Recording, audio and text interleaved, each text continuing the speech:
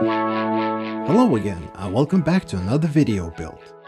Now this time around, it's the thing you've all been asking for. A new and improved model of my homemade cardboard spray booth. Enjoy!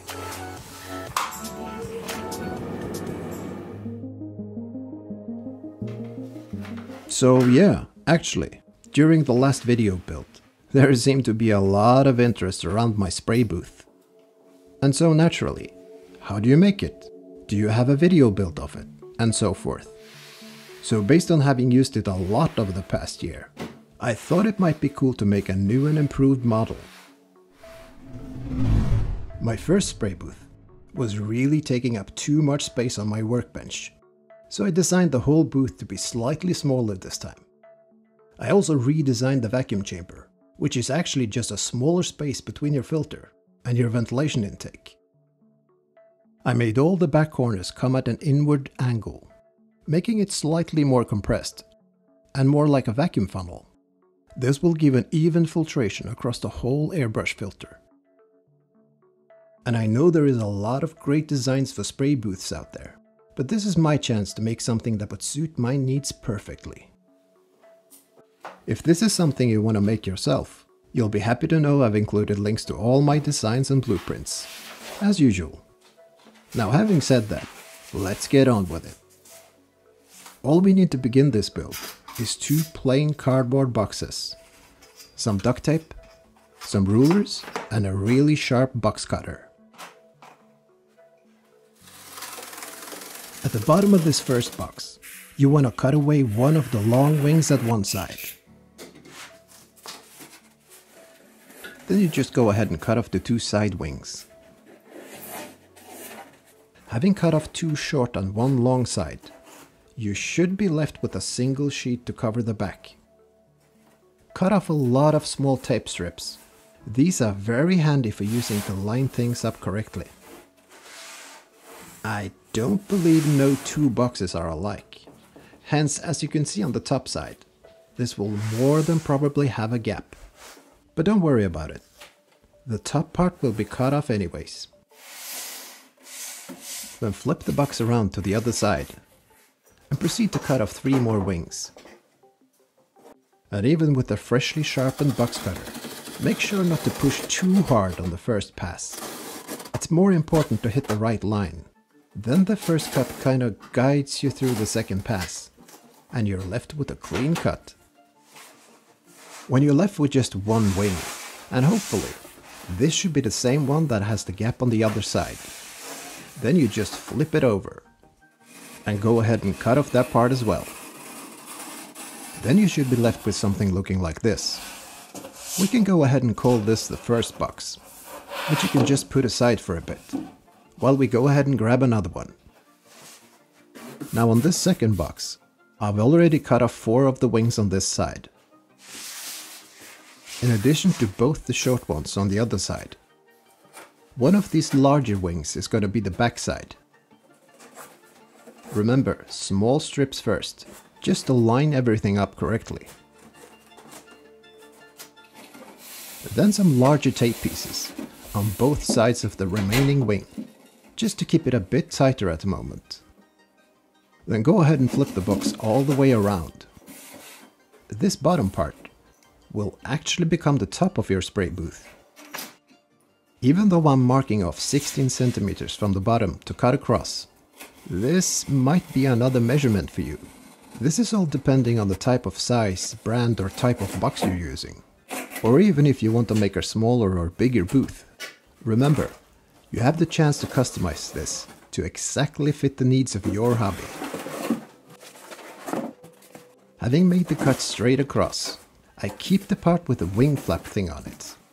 And then I bring in the first box again. And by stacking them on top of each other, it will all immediately make sense. And once you've managed to tape the 2 parts together, it's time to address the filter. I simply mark off the place I want it to go, making sure I get the outline and the inner line where the filter actually starts. And then by cutting into each and only the corners, I get the exact position on the back side. Then I proceed to make the vacuum chamber. To make the chamber, you will definitely need to take a look at the measurements from the blueprints. And then we simply use the previous cutoffs. For the bottom part, just mark off where it's going to be, and then cut and tape it. Or even simpler, just cut a V-shaped crevice into the cardboard. This will make it easily bend to the right angle you need. Then by taping the top and the bottom parts together, it should look something like this, having both the back ends perpendicular to each other. Then take some more measurements again, and mark off the side corners for cutting. And then cut them off. Then by using 2 more of the previous cutoffs, make sure to tape the edge firmly to the side of the booth, covering the whole side of the chamber. Make sure it's in the right place, and then mark off all your cutting lines. Then cut away. And again with the small tape strips, it's just easier to line things up perfectly. Then you can apply as much tape as you want. Next we mark off the ventilation intake. Now this is something I designed in Fusion 360. The whole point of this is to have a secure airflow, while at the same time having something that is a quick fix, you know? So that's how I ended up with this design. It's based on magnets as a connection point. And as you can see, it's really easy to just snap on and off. But you actually don't really need a 3D printer. Although my spray booth has some 3D printed parts to it, you can easily find all the ventilation connections you need, probably at your local hardware store. We'll also be needing a ventilation fan of sorts. So again, your local hardware store, or just order it online like I did. But first we need to apply some magnets. I made the tolerances pretty tight, so that when everything is printed out in PLA material, you can gently apply some heat, and then simply pop them in with a small hammer. For attaching it, I like to use contact cement, because it tolerates the frictions between a hard and soft material much better than most other glues, especially over a long period of time. To make sure it doesn't become top heavy, and to add some more stability, I laid down a thin plate of MDF with some wood glue at the bottom. And then to get a better point of view, I cut away an angle at the top front. And lastly, I finally cut away the hole for the filter.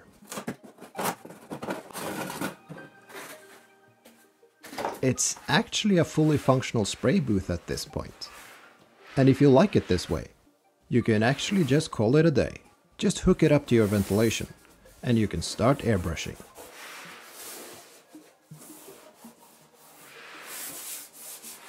But I want some more features to my booth. So next, I painted it all in a light gray. It makes it look a lot cooler sitting on my shelf. But there's actually some functional reasons too. By using a traditional house panel paint, then it becomes waterproof. Well, I wouldn't shower with it, but for cleaning purposes, you can definitely wipe it down with a wet cloth, repeatedly.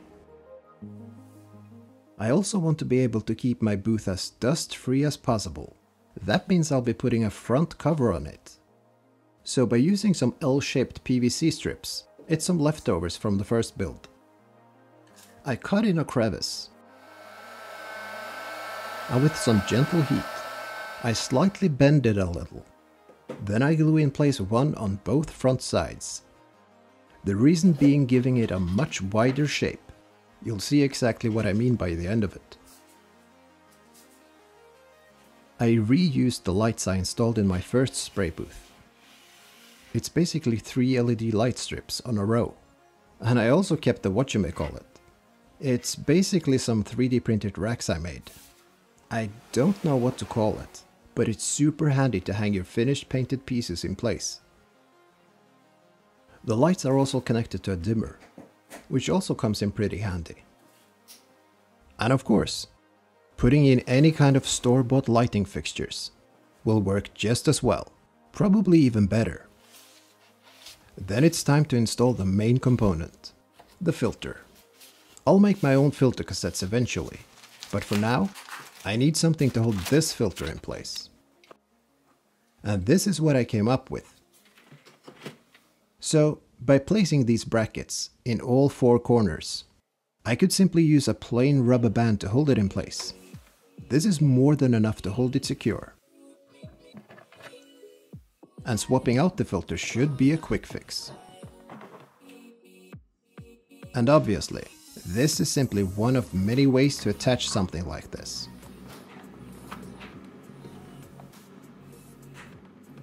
I also put in a narrow piece of cardboard at the very top front, simply to cover the lights from my direct line of view. Now, the last thing I installed isn't quite up to par yet. It's a kind of a prototype, I guess. I used a wooden dowel stick and some clear see-through plastic, and then by rolling it up and attaching it to the top front, then maybe, just maybe I could simply lower it up and down as a plastic curtain. And with that in place, the spray booth is all done. You'll need to hook it up to a ventilation system, of course. And I've seen people use a homemade air scrubber and other stuff like that. But I highly recommend getting the filtered air outside again. So as far as the ventilation system goes, I recommend this part being handled by a professional. And on this topic, just in case it wasn't obvious enough, I am no engineer, nor am I any kind of safety expert. So please, use your head, and always make sure to use the proper mask and protection. Yes, even when using any kind of spray booth. And there you have it, a plain cardboard box that simply sucks. No, seriously, I use it all the time. It's one of my favorite tools in my studio, indispensable. And it really checks all the boxes of what I need from it. And of course, however you decide to make it, MDF, bigger, smaller, you can simply tailor it to suit your needs perfectly. And hopefully whatever I've just painted can just sit there overnight and dry, totally dust free. And so I guess that's it for this video build. I really hope you found something useful in it. Feel free to leave any comments or ideas. And if you subscribe and hit that bell, I will try and share my next prop making video build with you. Thank you for watching.